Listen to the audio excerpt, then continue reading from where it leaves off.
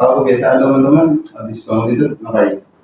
Udah kenapa sih? Beda apa sih sebenarnya? Kebanyakan sih Tiap hari seperti itu. Iya, saya zikir.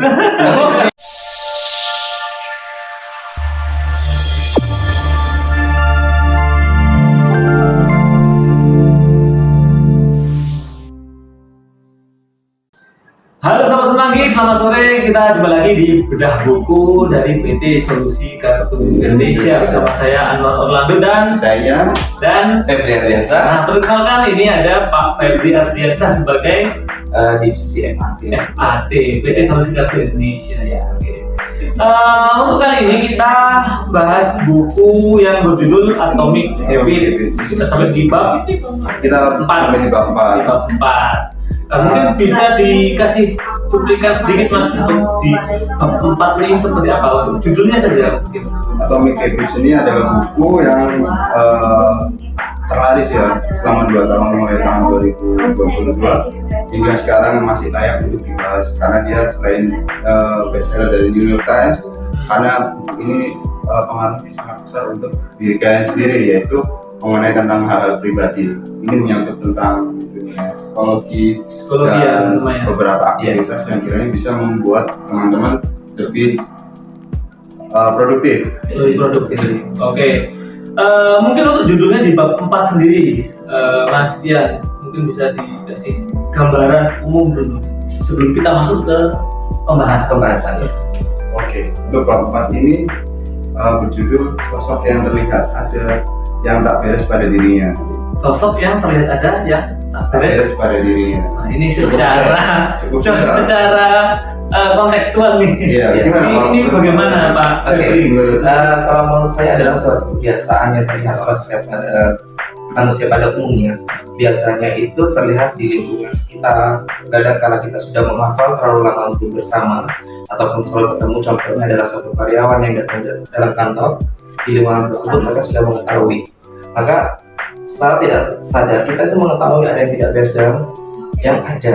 Oke. Contohnya misalkan dengan saya pribadi sebagai karyawan di PT SK ini melihat karyawan under saya dan melihat kebiasaan yang seharusnya dia ceria tiba-tiba mengalami suatu tidak kemurungan. Nah, di situ akan adalah sosok yang tidak beres pada dirinya, padahal itu ada.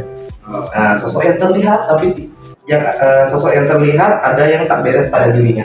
Seperti itu salah satu yang saya tangkap dari pendahuluan latar belakang dari Keempat ya. Keempat ini ya.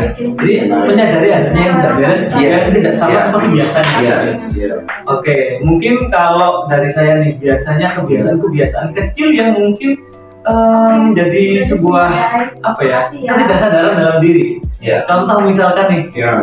kalau misalkan Contoh kita kecil ya, tentang mungkin. contoh kecil ya, kebiasaan kecil ya. Kalau misalkan kita pakai baju nih, pakai baju, kita secara tidak sadar ini sudah bisa mengancing baju dengan benar tanpa adanya ketidakcocokan di antara kancing ini. Kakinya. Jadi kita nggak nyadar loh. Jadi kita nggak nyadar dan jumlahnya kita berapa? Kan jumlah kancing di baju Mas Ian berapa? Dan itu Nggak tahu. Ya. Kalau Asri Ya sama. nggak tahu. Padahal itu dilakukan setiap hari. Itu pun juga melepasnya. Pasti kita melepas, tapi tanpa sadar kita lakukan. Dan semua sejajar. Ya. Semua saja. Nah inilah kebiasaan-kebiasaan ini yang di luar dari kesadaran kita. Tapi ini kita justru seharusnya memerlukan konsentrasi. Nah seperti itu. Oke, mungkin bisa dibahas lebih lanjut untuk bab 4-nya Mas ya. Nah, itu kan terkait contohnya. Nah, tapi untuk dalam bab 4 ini, sosok yang terlihat ada yang tidak beres pada dirinya adalah sebenarnya mengenal dirinya sendiri. Apa sih ada yang tidak beres dengan diri kita sehingga perlunya kita merubah habit yang kecil atau sesuai judul bukunya ya, Atomic Habits, membuat langkah atau habits kebudayaan kecil gitu dalam diri kita supaya kita berubah. Lebih baik. Nah, bab 4 ini kita berusaha untuk menyadari ada apa sih yang Ketidakberesan dalam diri. seperti itu. Menariknya di situ.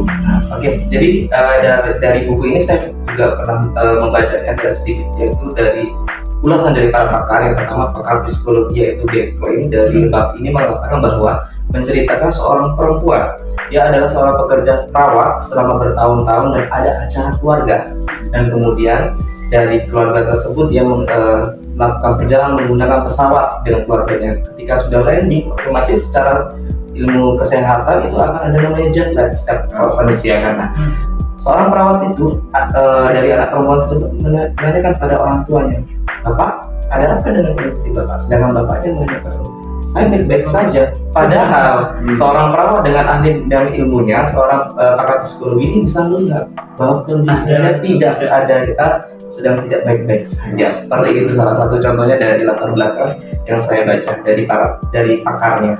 Intinya dia kan melihat dari perspektif lain, Iya, dari perspektif lain. Iya. Jadi sebenarnya kamu ini ada yang nggak beres loh. Iya, selain dari tanpa kamu sadari, gitu. Selain dari diri sendiri, dia juga bisa merasakan apa yang ada di sekitarnya seperti itu.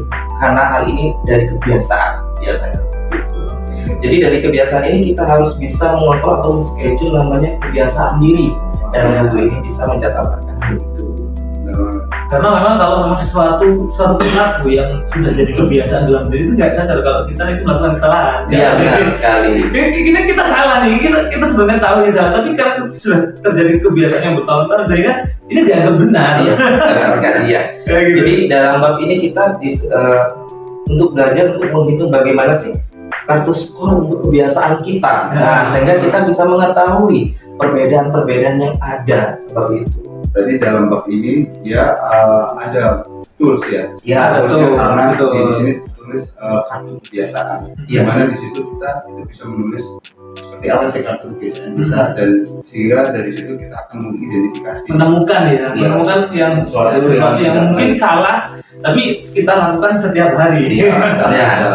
kalau di dalam konteks cerita Pak Febri pada awal buku itu adalah menggunakan jet lag dengan perawat. Iya. Dibantu oleh perawat. Iya. Jadi kita harus ada kartu kebiasaan. Iya, kebiasaan Betul, ini. betul. Ada toolsnya. Ada Jadi toolsnya. bagaimana cara menemukan ketidakbiasaan dalam diri sendiri Iya. menjadi pribadi yang lebih baik.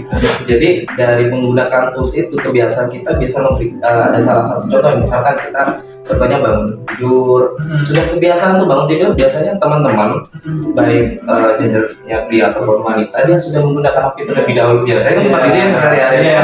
Terkadang ada juga yang beda, mungkin matikan alarm. Nah, karena kebiasaan yang berturut-turut seperti itu, terkadang kita itu tanpa sadar ada kebiasaan yang lain yang muncul. Betul. Perbedaannya di situ, sehingga kita kalau bisa mencatat terlebih dahulu kebiasaan sehari-hari kita secara normalnya seperti apa, bangun tidur, megang handphone, melihat nih ya kan, matikan alarm misalkan seperti itu, sampai dengan mandi dan berangkat kerja.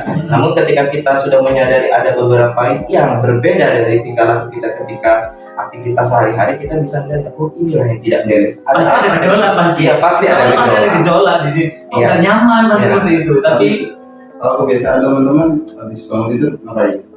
udah kenapa sih? Pegang HP sih sebenarnya kebanyakan sih lah pegang HP. Tiap hari seperti itu. Iya. Saya zikir. Oh, zikir. Oke. Tapi pakai HP juga. Oh. Iya, juga pakai HP. Di HP kali dia.